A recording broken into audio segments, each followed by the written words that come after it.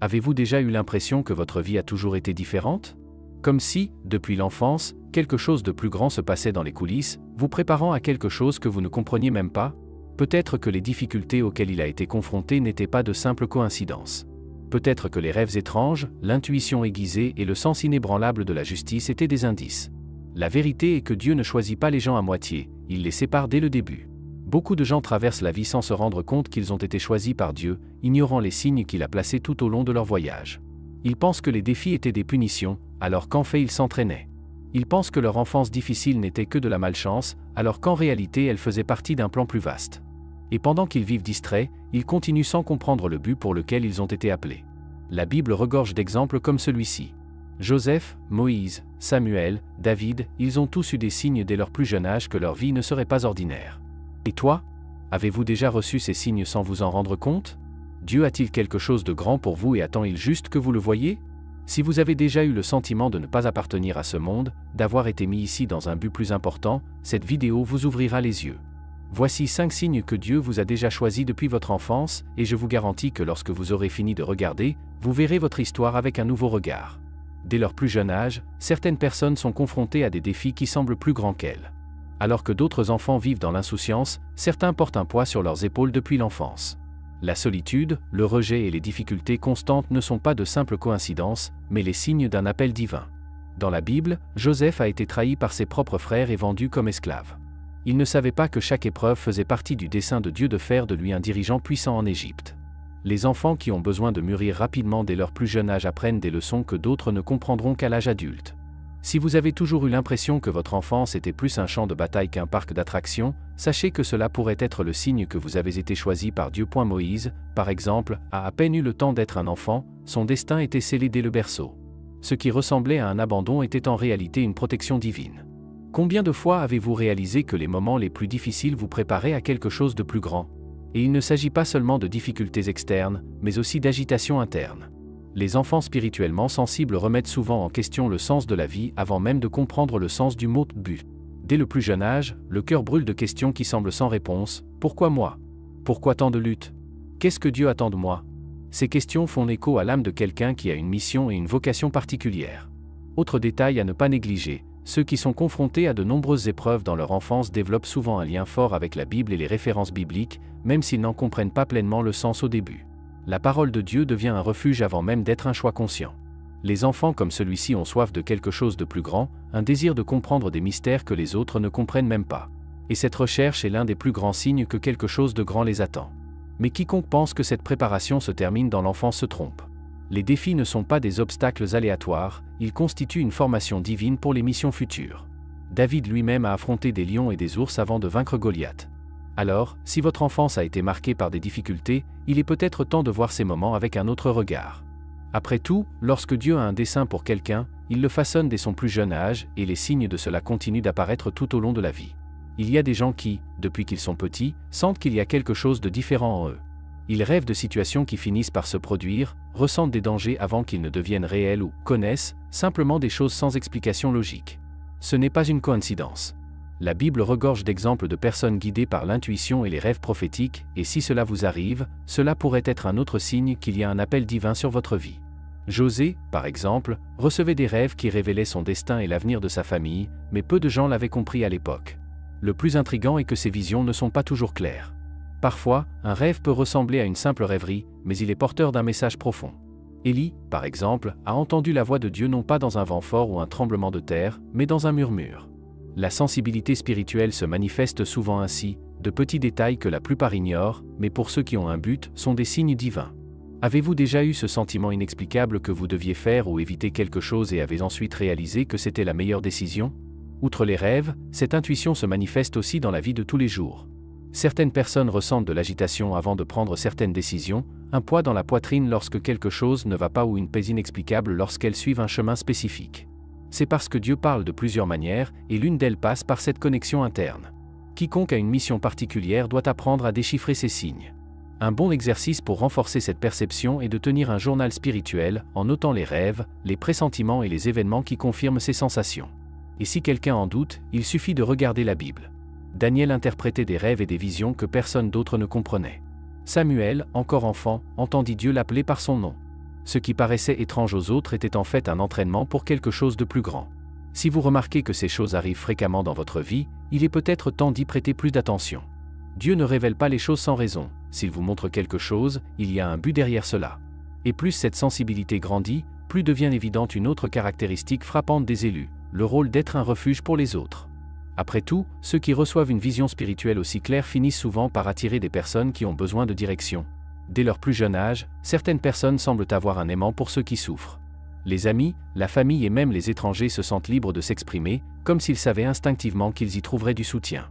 Il ne s'agit pas seulement d'une caractéristique personnelle, mais d'un signe de Dieu. Ceux qui ont été choisis par Dieu deviennent souvent un refuge avant même de comprendre leur propre mission. Ils sont porteurs d'une énergie de guérison, d'une présence qui véhicule la paix, et cela ne passe pas inaperçu. Et ce qui est curieux, c'est que, souvent, ces personnes sont également confrontées à leur propre lutte. Ils trouvent néanmoins la force de conseiller, d'écouter et d'offrir leur soutien. Quiconque possède ce don sait que ce n'est pas un fardeau, mais une vocation. David, avant de devenir roi, attirait déjà des partisans en quête de protection et de conseil. Joseph, en Égypte, même s'il était prisonnier, est devenu conseiller pour les autres détenus. Si vous sentez que vous avez toujours été un refuge pour les autres, cela pourrait être un autre signe du dessein de Dieu pour votre vie. Cela explique également pourquoi certaines personnes spirituellement sensibles se sentent épuisées. Absorber la douleur des autres est un véritable fardeau, et sans équilibre, cela peut être épuisant. Il est donc essentiel de rechercher la force auprès de Dieu. Et la Bible et les références bibliques regorgent d'exemples de chefs spirituels qui avaient besoin de trouver du repos dans la prière. Jésus, bien qu'il soit le plus grand refuge de tous, s'est constamment retiré pour parler au Père. C'est une leçon fondamentale pour ceux qui accomplissent cette mission. Une façon pratique d'assumer cette responsabilité est d'établir des moments de renouveau spirituel. Lire les psaumes pour trouver la paix, réserver des moments de prière et même pratiquer le silence peut aider à recharger cette énergie. De plus, apprendre à dire « non » lorsque cela est nécessaire est aussi une forme de sagesse. Dieu nous donne le pouvoir d'être un refuge, mais il nous apprend également à prendre soin de nous-mêmes. Après tout, un bateau ne peut pas sauver les autres s'il coule. Et il y a un détail important, celui qui a cette mission d'accueil porte généralement aussi un profond sens de la justice. Après tout, après avoir entendu tant d'histoires de douleur et de souffrance, une forte aversion pour l'injustice surgit naturellement. Certaines personnes ne peuvent tout simplement pas ignorer ce qui ne va pas. Dès leur plus jeune âge, ils se sentent profondément mal à l'aise lorsqu'ils sont témoins de mensonges, de trahison ou de toute forme d'oppression. Ce n'est pas une coïncidence. La forte aversion pour l'injustice est un trait frappant de ceux qui ont un appel divin. Moïse ne supportait pas de voir un Égyptien maltraiter un Hébreu et intervenait, même sans savoir qu'à l'avenir, il serait le libérateur d'Israël. Ce sens de la justice, qui semble brûler dans la poitrine, est le signe que Dieu a placé quelque chose de plus grand chez ces personnes. Et cette caractéristique se manifeste de différentes manières. Il peut s'agir de l'indignation de voir quelqu'un être traité injustement, de la difficulté à accepter les mensonges ou encore du désir de défendre ceux qui n'ont pas de voix. Des gens comme ceux-là ne peuvent pas simplement abandonner quelque chose qui viole leurs principes. Cela se produit parce que la vérité est profondément liée à votre sensibilité spirituelle. Ils ne voient pas seulement l'injustice, ils la ressentent comme s'il s'agissait de quelque chose de personnel. Le problème est que cette caractéristique peut générer des conflits.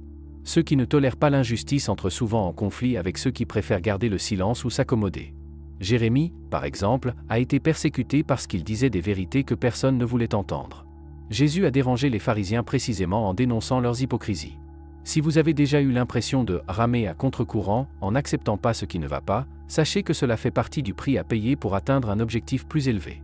Mais cette aversion pour l'injustice peut aussi être canalisée de manière constructive. Si vous ressentez cet appel, utilisez-le pour transformer les réalités. Défendez ceux qui sont dans le besoin, dites la vérité avec sagesse, et par-dessus tout, gardez votre cœur aligné sur les principes de Dieu. Il existe de nombreuses façons de lutter contre l'injustice, depuis de petits gestes, comme corriger un mensonge, jusqu'à des actions plus importantes, comme soutenir des causes justes et aider ceux qui ne peuvent pas se défendre. L'important est de comprendre que cette flamme en vous n'est pas là par hasard. Et le plus intéressant ? Les personnes ayant ce sens de la justice se voient souvent confier des responsabilités dès leur plus jeune âge. Après tout, ceux qui sont nés pour diriger ressentent déjà le poids des choix dès leur plus jeune âge. Il y a des gens qui, depuis l'enfance, portent un poids plus important que d'autres. Tandis que certains enfants jouaient sans souci, d'autres devaient déjà s'occuper de leurs frères et sœurs, aider à payer les factures du ménage ou prendre des décisions importantes à l'avance. Ce n'est pas une coïncidence. Dans la Bible, nous voyons que de nombreux grands dirigeants ont été confrontés à des responsabilités précoces. David n'était qu'un jeune berger lorsqu'il protégeait ses brebis des lions et des ours. José a été vendu comme esclave alors qu'il était adolescent, mais il a rapidement assumé des postes de direction. Toute personne chargée d'une mission spéciale doit être préparée dès son plus jeune âge. Cette maturité forcée a peut-être semblé injuste dans le passé, mais au fil du temps, il est devenu évident que Dieu façonnait quelque chose de plus grand. Ceux qui ont été choisis par Dieu n'ont pas une vie ordinaire, car leur formation n'est pas non plus ordinaire. Les épreuves et les défis rencontrés dans la jeunesse n'étaient pas seulement des difficultés aléatoires, mais faisaient plutôt partie d'un processus divin. C'est comme un forgeron chauffant du métal pour le rendre plus solide. Chaque responsabilité assumée dans l'enfance était un pas vers un objectif. Et ce n'est pas seulement une affaire de famille. Beaucoup de ces personnes étaient également considérées comme des leaders naturels à l'école, au travail ou même entre amis. C'était vers eux que tout le monde se tournait pour obtenir des conseils ou de l'aide. C'est un schéma qui se répète tout au long de la vie, car ceux qui ont un appel divin sont formés à prendre soin des autres. Moïse devait conduire tout un peuple à travers le désert. David est passé du statut de berger à celui de roi d'Israël. Ceux qui reçoivent plutôt des responsabilités sont souvent préparés à diriger les foules. Cependant, ce poids s'accompagne également d'un besoin d'équilibre. Lorsqu'une personne passe toute sa vie à porter des fardeaux, elle peut oublier de se regarder. Jésus, venu pour servir, savait aussi quand se retirer pour prier et se ressourcer. Par conséquent, apprendre à se reposer en Dieu est fondamental pour ceux qui ont cette mission. Après tout, assumer de grandes responsabilités ne signifie pas tout assumer seul. Et si tout cela a du sens pour vous, il est peut-être temps de comprendre que votre vie n'est pas ordinaire. Il y a des signes, des indices et des confirmations partout. Et maintenant, la question est, avez-vous remarqué combien de ces signes Dieu a placés sur votre chemin ? Maintenant que vous connaissez ces signes, la question est, qu'allez-vous faire de cette connaissance ? Savoir que vous avez été choisi par Dieu n'est pas seulement un détail intéressant sur votre vie, c'est un appel à l'action. Il ne suffit pas de reconnaître les signes, il est nécessaire de les accepter, de les embrasser et de marcher dans le dessein de Dieu. Après tout, à quoi ça sert de savoir qu'une mission vous attend si vous continuez à vivre comme si vous n'étiez qu'une autre personne ? Regardez votre histoire avec un nouveau regard. Chaque épreuve et défi, chaque responsabilité précoce, chaque rêve prophétique. Rien n'était le fruit du hasard. Dieu ne gaspille pas la douleur. Ce que vous avez vécu, c'est une formation, et s'il vous a préparé, c'est parce qu'il y a quelque chose de grand qui vous attend. La question est, êtes-vous prêt à assumer cette mission ? Et plus encore, lesquels de ces signes avez-vous remarqués dans votre propre vie ?